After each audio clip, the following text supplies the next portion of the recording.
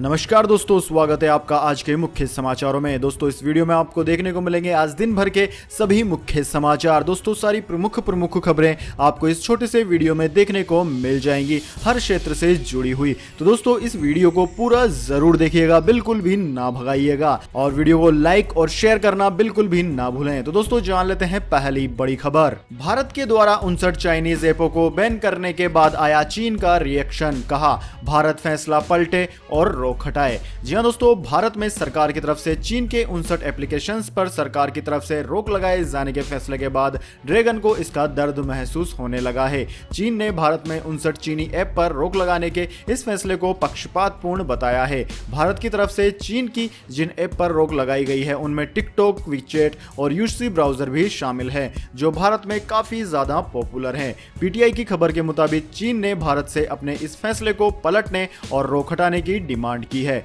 भारत ने दोस्तों 29 जून को चीन से जुड़ी 59 मोबाइल ऐप को देश की संप्रभुता तथा अखंडता के लिए खतरा बताते हुए उन पर रोक लगा दी थी। उसके बाद से ही चीन से कुछ इसी तरह की प्रतिक्रिया की उम्मीद की जा रही थी।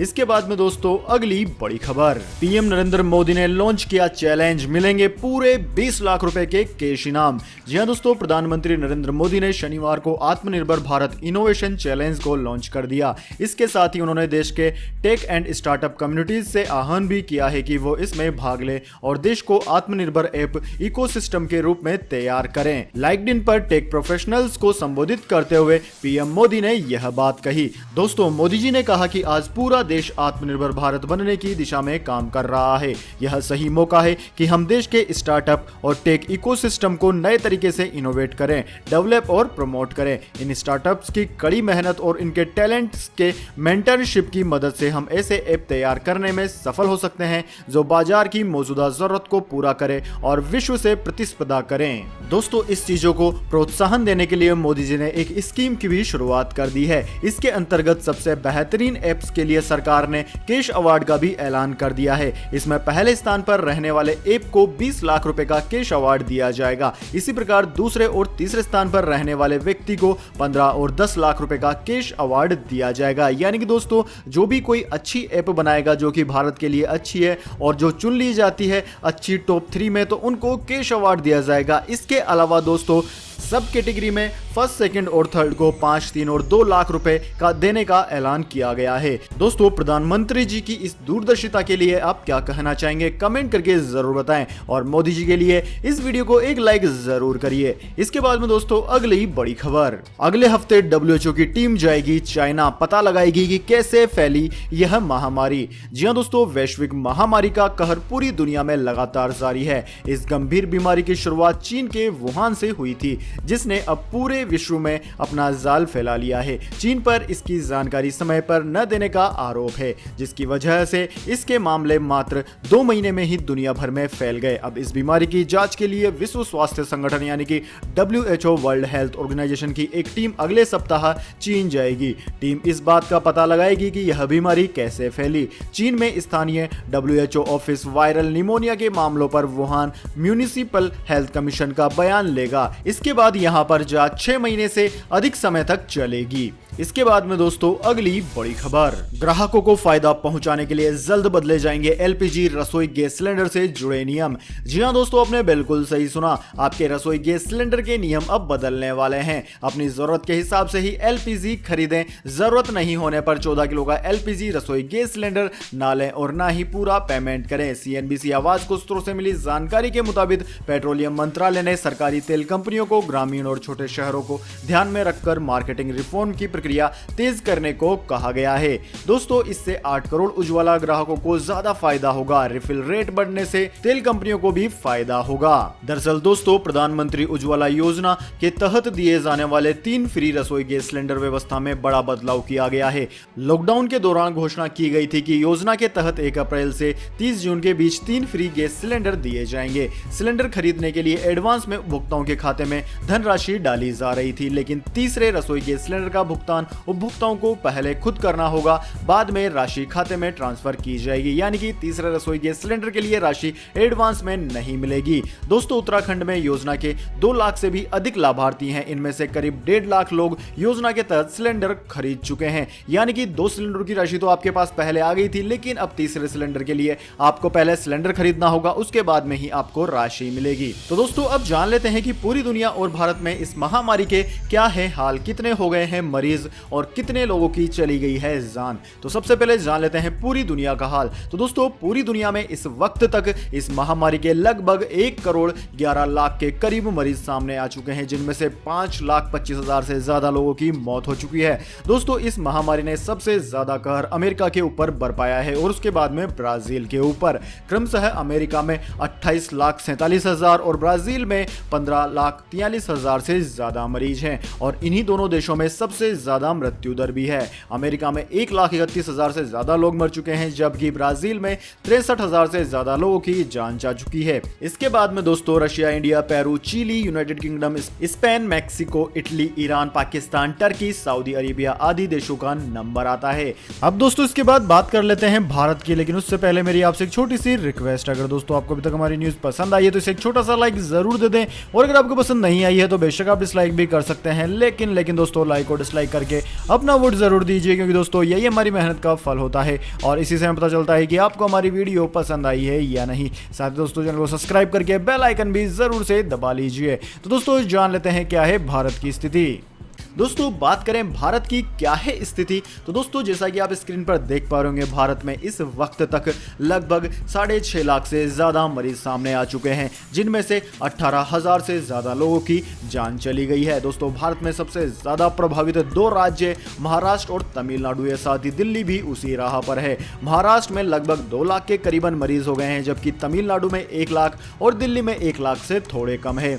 इसके बाद में दोस्तों गुजरात, उत्तर प्रदेश, वेस्ट बंगाल, तेलंगाना, कर्नाटक, राजस्थान, आंध्र प्रदेश, हरियाणा, मध्य प्रदेश आदि राज्यों का नंबर आता है, जो कि घटते क्रम में है।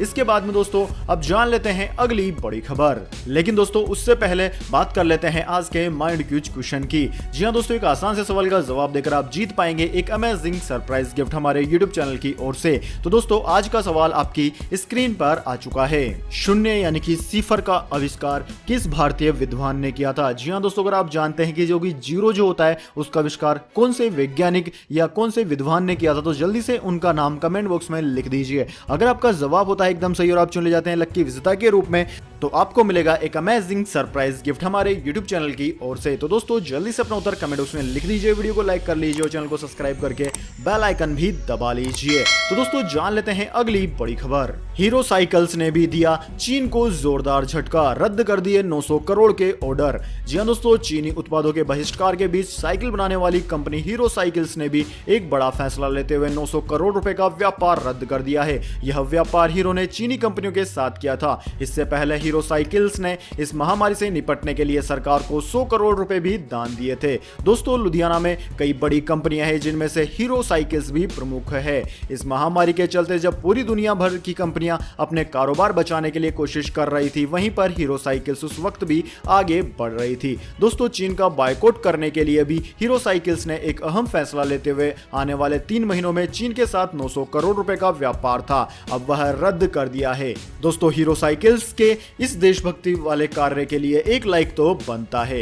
इसके बाद में दोस्तों अगली बड़ी खबर, मौसम समाचार वेदर अपडेट। अगले 5 दिनों तक कई सारे राज्यों में होगी झमाझम बारिश, इंडियन मेट्रोलॉजी डिपार्टमेंट ने दे दी है जानकारी। जी हां दोस्तों, भारतीय मौसम विज्ञान विभाग की रिपोर्ट के मुताबिक अगले 5 दिनों में पश्चिम और मध्य भारत सहित गुजरात, कोंकण, गोवा, महाराष्ट्र और कर्नाटक के तटीय इलाकों में अलग अलग जगहों पर भारी बारिश होने की संभावना है। मौसम विज्ञान विभाग की रिपोर्ट के मुताबिक हिमाचल प्रदेश, विदर्भ, गोवा, तेलंगाना, कर्नाटक, केरल, पश्चिम बंगाल, सिक्किम और बिहार में तेज हवाओं के साथ बारिश होने की संभावना बनी हुई है। वहीं दोस्तों उत्तराखंड, छत्तीसगढ़, झारखंड, पूर्वी राजस्थान, आंध्र प्रदेश, मध्य प्रदेश, हरियाणा, चंडीगढ़, दिल्ली, ओडिशा और तमिलनाडु में भी कुछ स्थानों पर बारिश की संभावना बनी हुई है। दोस्तों भारतीय मौसम विज्ञान विभाग के मुताबिक मानसून रेखा फिलहाल अनूपगढ़, सीकर, ग्वालियर, रांची, जमशेदपुर होते हुए बंगाल की खाड़ी तक जा रही है। ऐसे में इन इलाकों के आसपास काफी अच्छी बारिश देखने को मिल सकती है।